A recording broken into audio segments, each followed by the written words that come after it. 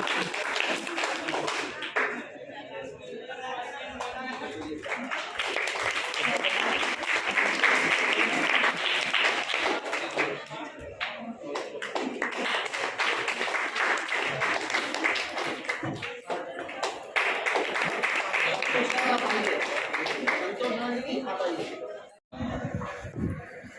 कार्यक्रम में उपस्थित जाने माने ख्याति प्राप्त समाज सेवक श्रद्धेय संतोष कुमार जी गंगेले जी, हिंदी के प्राध्यापक आदरणीय रजक साहब एवं मंच पर विराजमान समस्त गुरुजन एवं छात्र छात्राओं, सर्वविदित है आज हिंदी दिवस है। कभी आपके मन में ये बात आई कि हिंदी दिवस क्यों मनाते हैं, क्यों आवश्यक पड़ गया कि हम किसी प्रचार प्रसार हेतु या इसको बढ़ाने के लिए, इस भाषा के संरक्षण और संवर्धन के लिए हमें हिंदी पखवाड़ा मनाने की आवश्यकता पड़ी। देखिए, हिंदुस्तान में किसी को अन्य भाषा का ज्ञान ना हो ये हमारे लिए खेद का विषय नहीं है, लेकिन अगर भारत के किसी व्यक्ति को हिंदी का ज्ञान ना हो ये बहुत चिंताजनक और खेदजनक है। सभी भाषाओं का सम्मान है, हमारा राष्ट्र सभी भाषा, इसके संवर्धन के क्षेत्र में, संरक्षण के क्षेत्र में हम आप इसको अंगीकार करें, अर्थात अधिकतम इसका प्रयोग करें अपने रोजमर्रा के। हिंदी की बिंदी करे भाषाई श्रृंगार, ज्यों बिंदी माथे सजी लगे सुहावन नार रूप दुगुणित हो जाता, और भाषा का सौंदर्य निखर कर आगे आता। कहें अमर यह बात मुख्य हिंदी में बिंदी, और बिन बिंदी लो मान अधूरी भाषा हिंदी, बिन बिंदी लो मान अधूरी भाषा हिंदी। हिंदी की बिंदी तुरंत लगकर बदले भाव, हिंदी की बिंदी तुरंत लगकर बदले भाव, लपट बने लंपट तुरंत भाव करे अलगाव, भाव करे अलगाव सबल संबल हो जाता, और बद होता है बंद और रज रंज कहाता। कहे अमर यह बात बृहद हिंदी कालिंदी, और दो इसको सम्मान बढ़ाओ आगे हिंदी, दो इसको सम्मान बढ़ाओ आगे हिंदी।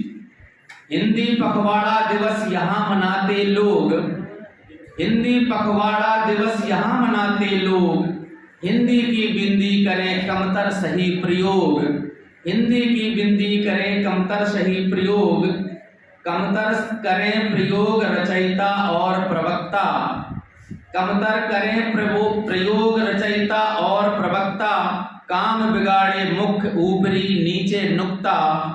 कहें अमर कबीराय ध्यान की होती बिंदी, कहें अमर कबीराय काम की होती बिंदी, और वाचन करिए शुद्ध श्रेष्ठतम लिखिए हिंदी, वाचन करिए शुद्ध श्रेष्ठतम लिखिए हिंदी।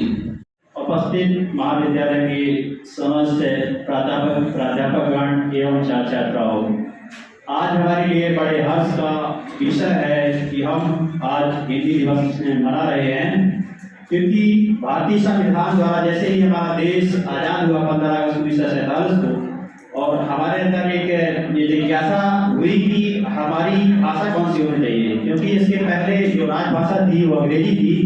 तो जैसे ही देश आजाद होता है 2 वर्ष बाद संविधान सभा द्वारा 14 सितंबर 1949 को भारत को राजभाषा हिंदी घोषित किया जाता है, और संविधान के भाग 17 अनुच्छेद 343 से लेकर 351 तक हिंदी के बारे में बताया गया है कि किस प्रकार से हिंदी का प्रचार प्रसार होगा और कैसे हम हिंदी को और आगे बढ़ाएंगे। अनुच्छेद 343 में कहा गया है कि भारत की राजभाषा हिंदी होगी, और उसकी जो लिपि होगी देवनागरी लिपि होगी, और जो अंतर्राष्ट्रीय अंकों का है वो अंकमान होंगे। निश्चित रूप से भाषा विचार विनिमय का एक सशक्त माध्यम होती है। भाषा के माध्यम से ही व्यक्ति अपने भाव और विचारों को दूसरे के समक्ष व्यक्त करता है। कि हिंदी दिवस है इसलिए हिंदी में बोलूँगी।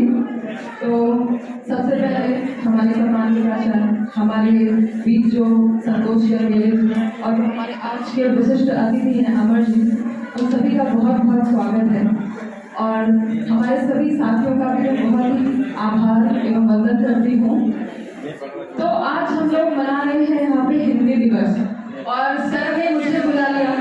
अब मैं वो इंग्लिश की प्राध्यापिका, मैं इंग्लिश पढ़ाती हूँ, मैं इंग्लिश की खूबियाँ बताती हूँ, तो इन्होंने मुझे ऐसा लगता है कि गलत अवसर पे यहाँ पर बुला लिया है।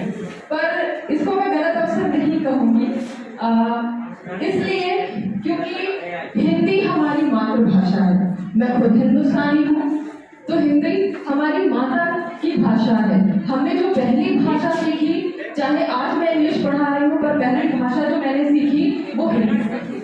मैंने बोलना हिंदी में सीखा। हाँ, ये अपनी अपनी रुचि पे निर्भर करता है कि हम आगे चल के क्या विषय चुनते हैं, क्या पढ़ते हैं और कैसे उसको आगे ले जाते हैं अपने जीवन में। तो हिंदी में हम आज ये डिस्कस कर रहे हैं यहाँ पे कि हमें हिंदी ज़्यादा से ज़्यादा उपयोग करना चाहिए, हिंदी का महत्व है। और बिल्कुल, क्योंकि यहाँ पे जितने भी देश आप एक ग्लोबल लेवल पे जब आप देखते हैं, तो जितने भी देश हैं जहाँ पर उनकी खुद की राजभाषा, उनकी जो खुद की मातृभाषा है, जहाँ उपयोग की जाती है, वो आज हमसे ज़्यादा विकसित है। जैसे चाइना को आप देख लीजिए, वहाँ पे उनकी खुद की भाषा चलती है, वो इंग्लिश यूज नहीं करते हैं, इसीलिए वो आज विकसित देशों की श्रेणी में आते हैं। आप अमेरिका जैसे या फिर इंग्लैंड जैसे देशों को देख सकते हैं, वहाँ पे उनकी खुद की भाषा यूज होती है, उपयोग होती है, इसलिए वो आज इतने विकसित हैं। क्यों? अब इसका कारण क्या है उसको जानिए। जो चीज हम अपनी भाषा में सीखते हैं वो ज्यादा अच्छे से सीखते हैं, गहराई से सीखते हैं और हमें वो पूरी तरीके से समझ में आता है। हाँ, हम इंग्लिश पढ़ते हैं और मैं पढ़ाती हूँ, तो उसका मतलब केवल इतना है कि आप एक ग्लोबल लेवल पे अपनी जो भावनाएं हैं उसको आप एक्सप्रेस कर सकें और वैश्विक स्तर पे आप उन चीजों को समझ सकें जो कि उनकी भाषा में है, जो कि आजकल अंग्रेजी हो चुकी है। तो आप कहीं से कमतर ना रहें, आपका जो बोल सकते हैं पर्सनालिटी का जो डेवलपमेंट है वो पूरी तरीके से हो और आप कहीं भी अपने आप को कम ना आके, इसलिए इंग्लिश सीखना जरूरी है। ज्ञान के इस कार्य में ज्ञान की देवी मां सरस्वती को प्रणाम करता हूं। आज हमारे बीच उपस्थित गणमान्य व्यक्ति श्री संतोष गंगेले कर्मयोगी, साहित्य के क्षेत्र में अपनी प्रतिष्ठा से सम्मान प्राप्त करने वाले श्रीमान अमर सिंह जी, आज के इस कार्यक्रम के संचालक श्री संतोष रजक जी, डॉक्टर पूनम तिवारी, इंग्लिश वाली मैडम प्रीति विश्वकर्मा जी, डॉक्टर उर्मिला राठौर एवं मेरे प्रिय विद्यार्थी, आप सभी को हिंदी दिवस की शुभकामनाएं। हिंदी में स्वीकार की है। क्यों? इसलिए क्योंकि जो स्वतंत्रता आंदोलन था, जो भारत में स्वतंत्रता आंदोलन था, ये कहीं ना कहीं हिंदी ने एक जो पहला शब्द सुना, हमने जो पहला शब्द वो उद्गार है हिंदी सुना, हमने जो पहला शब्द वो उद्गार है हिंदी, हमारे संप्रेषण का सदा आधार है हिंदी। भले पढ़ लो कई भाषाएं या पढ़ लो विदेशों में, भले पढ़ लो कई भाषाएं या पढ़ लो विदेशों में, हमारी संस्कृति का सदा आधार है हिंदी, सदा आधार है।